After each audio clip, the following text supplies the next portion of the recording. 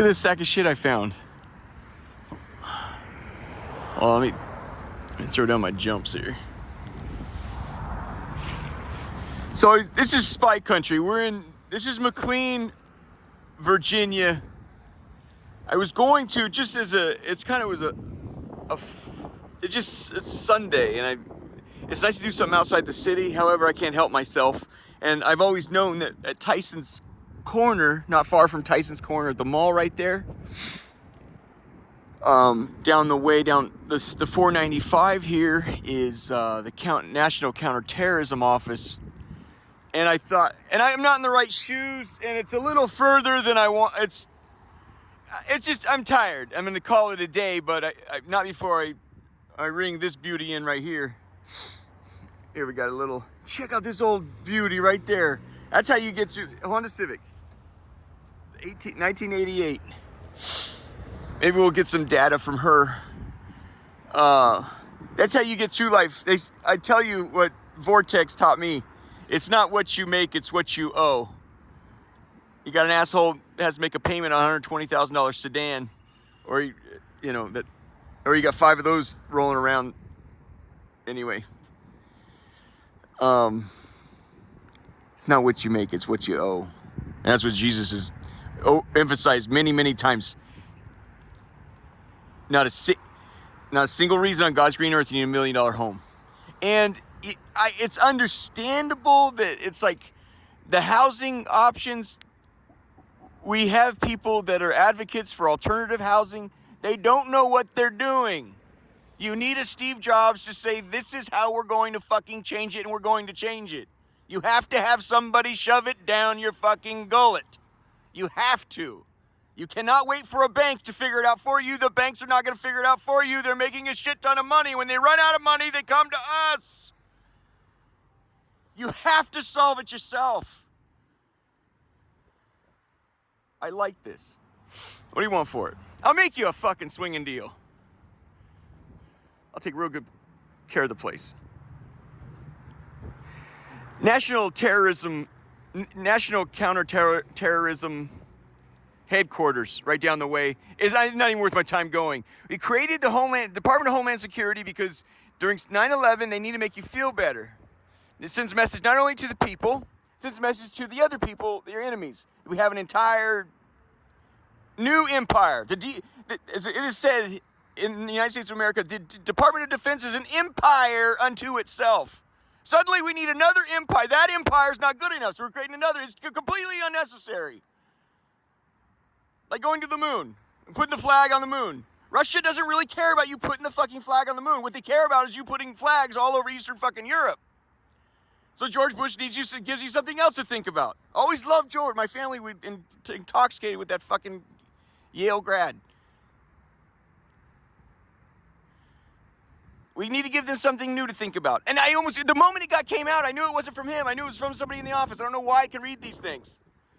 We're going to Mars. Who gives a flying fuck, man? Who gives a fuck?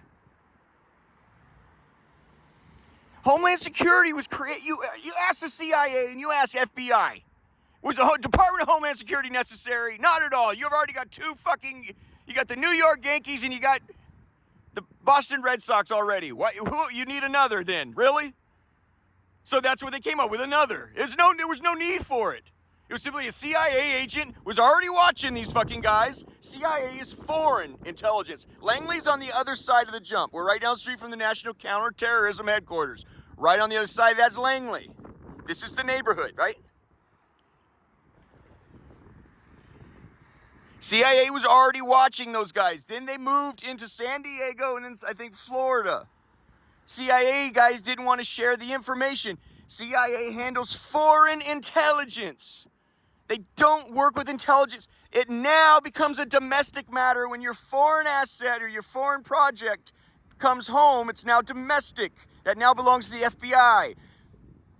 So Department of Homeland Security was created as something of a clearinghouse, which honestly, no matter how many times I work it through my head, I think you're really genuinely full of shit. I think CIA and FBI would completely agree with me. Except for the cocksuckers that end up getting new jobs over here at the National Headquarters of Counterterrorism. It's completely unnecessary. But it creates the illusion that you've done something. The only thing you need to do different is tell America we'll never let that happen again. CIA now, when their asset moves to America, they hand the file, they share the file with FBI and let them know. That's it. It's over. Done. That's it. Now the empire unto itself, now we need several more empires. It's horseshit in the extreme. So it's really not worth I'm not that interested. It's down the way. I'm just, if it's something into it, I maybe would go. It's just a newer version of this. And it's much bigger. With a large parking lot for rapid expansion. The JFK thing the other day, I caught one of his phrases. He says, we are not in support of a Pax Americana, where America runs the fucking universe. I like this, though.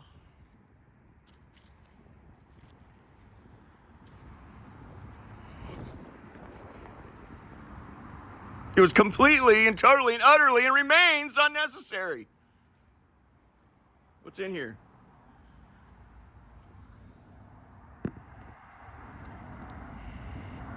Oh, I like that. You can't see.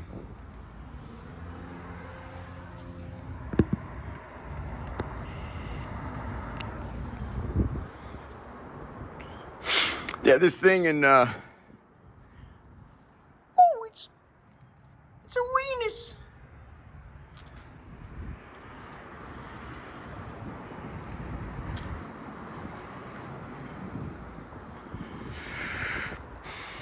I like this, man. I mean, it's obvious it needs a lover.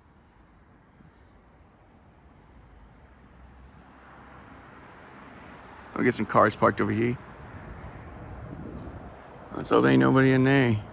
That looked like somebody loves that car, I'll tell you that. That don't look forlorn.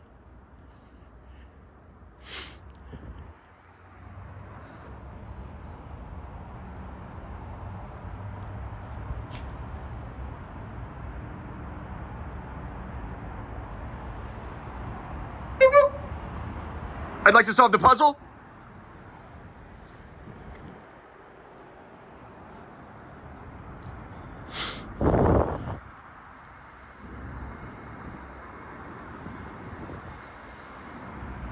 Oh, there you go.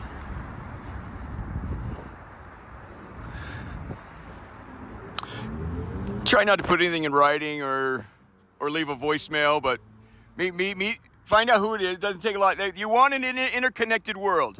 You got one. We know everything about everyone now.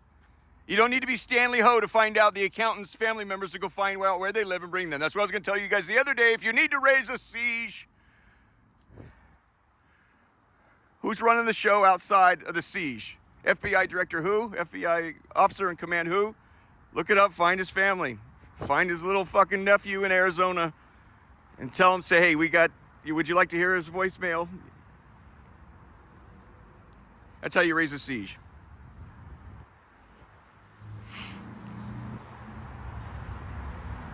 The little feller appears to want to keep his testicles.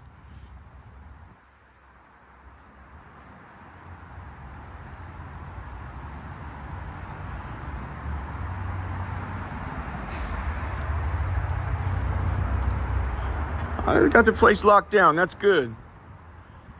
I think it really sends a message. This clearly, you got plenty of office space. You got plenty of space here to do all the light industrial jumps you want to do, right?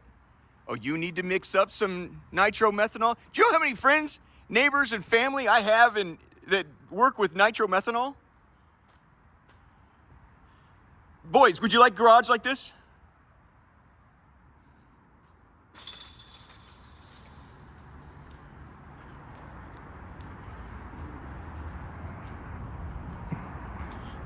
Yeah, we already have one here in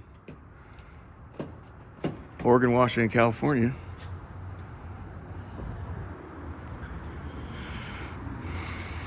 The other day I was learning about spike crab. It's really not that interesting, but I guess it is. How in a briefcase, an old man can hold a briefcase and he's on duty or whatever. And if he thinks he's been made, the briefcase, as he goes around the corner, He's downtown or something. He thinks he's been made by a counterintelligence guy or something. He cracks open the briefcase. It opens up into a grocery cart, and inside the grocery cart is a big, a female's jacket or something he puts on. In under 7 seconds, he's now an old lady pushing a grocery cart. So when they circle around the block, it's completely different. I thought that was kind of an interesting thing. I think a lot of it's really made up. I really, really do. At one side of your mouth, you tell them it's the most pathetic form of government in the history of the world. And then the other side of your mouth, you're telling us they're the most dangerous people in the world. If we don't stop them now, they're going to take over everything. Well, which is it, man? Which is it?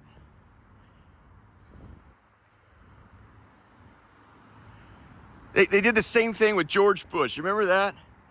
You guys couldn't get your story right about George Bush. He's the biggest idiot in the world. And then later you would tell us he's a evil genius. He deceived us into war. Well, which is it, man? Is he the Antichrist, or is he a fucking mental retard?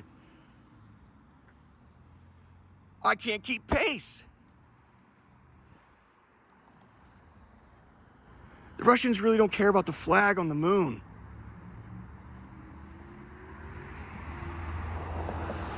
They care about your flags and your missiles all over Eastern Europe. However, when the Russians end up getting a missile in Cuba we go fucking berserk. And then we're gonna rock up and down the Peking coast of China and stare down Beijing and say, know your fucking place, stay out of Taiwan? Buddy, that don't make no sense, friend.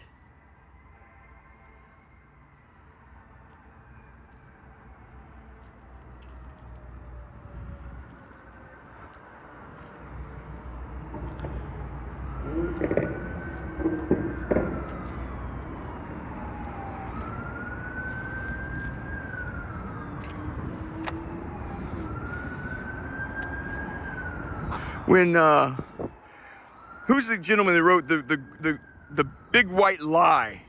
He's a DEA agent. Oh, we got some people here. It's a DEA agent. Oh, Laura called me in again? You're kidding me.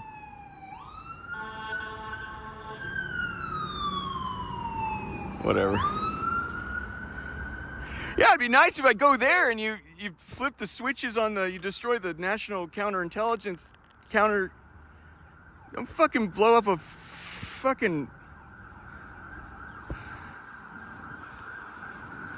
theater. There they go there. The Big White Lie, something like that. About how they use the sale of, they're just so full of shit, man. Using the sale, they're rerouting. There's so many different narratives. Let's go with this. Let's just go with Ice Station. Howard Hughes, Ice Station Zebra. He loved that movie so much that he had it in all his properties. It was always playing 24 hours a day, 7 days a week. So whenever he showed up at a place, Ice Station Zebra, they would always call him. The CIA would call him for help and say, hey, would you help us, create press that there's like a Russian submarine went down out in the Pacific, and Howard's wild and does crazy shit and sees projects through. And there's a Russian submarine has gone down to the bottom of the ocean somewhere near Hawaii or something. Can you create enough story that you're drilling for oil out there or something, and you create a front for us so we can go down and get it, so we can get the secrets out of it, He goes, sure, yeah, what the fuck, And it happened, this happened many times. They'd always go, Howard, can you do that? Could you do that? Could you do this? But if you watch the movie Ice Station Zebra, you realize what the crux of what Howard loved about it. And it's like, all these departments are lying to each other. There's finally an agent at the very end. He says, well, the truth was we were simply trying to beat those, the that department in that country over to the German scientists, and we had heard that so-and-so was getting back to the German scientists, and everything kind of led back to secrets of the German scientists. And he says, so we were all kind of, but you kind of discover that it's a network of bullshit. You got, not only do you have departments lying to the other departments, you have departments lying to themselves. I mean, there is a, if you think your family has troubles and what they would call a cognitive dissonance about your own sins and your own shortcomings and not being able to come, or even yourself, that man has contradictions, hypocrisies, and follies, and they're really hard to come with. But I'm telling you right now, the United States of America has them in spades, man. And that night, I thought it was Fort Meade that came to the homeless shelter, rolled me out of bed, 6-7 federal agents from turned out it was, Homeland Security with every agency under that umbrella. I learned Howard Hughes is completely correct. They're all, I honestly, at that night, I honestly was hoping it was Fort Meade. That's NSA. Those guys, that's Army intelligence. They're the ones with the Snowden thing where they are monitoring tens of millions of phone calls per second. And that's why I was thrilled. I'm like, yes, I can use help. I thought they were coming to say, listen, man, we don't know what the fuck is going on here, but we need some answers. Can you please help us out? What happened? Why are you fucking absolutely nuclear ballistic right now? What the fuck is going on? When they introduced him, he was Secret Service. I'm like, what the fuck? And then the second guy, I think he might have been Secret Service also. Then there was FBI, Homeland Security. It went on and on. I say, well, is the fucking Navy here? And some other guy goes, yes, sir, I'm from the Navy. I'm like, what a fucking group. It's taken me a long time. I knew right away. It took a while. The asshole in the back shit himself when I said, the interviewer said, where do you work? I said, Senate office building. The guy in the back went fucking nuts, grabs the other guy, pulls him to have a sidebar. And then they like calm each other down to keep listening, And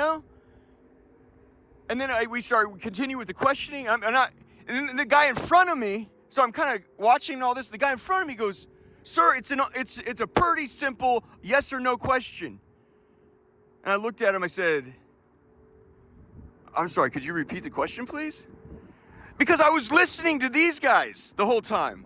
He goes, sir, it's a yes or no question. I'm sorry, I'm fucking watching these two guys suck each other off like Spartans. I don't know what's going on. I can't believe you guys don't know diddly shit. The Navy guy wouldn't fucking look at me. Now I know why. You guys not only lie to the other departments, you lie to your fucking selves. Joe Warpinski, I gotta ask you, buddy, who knows what?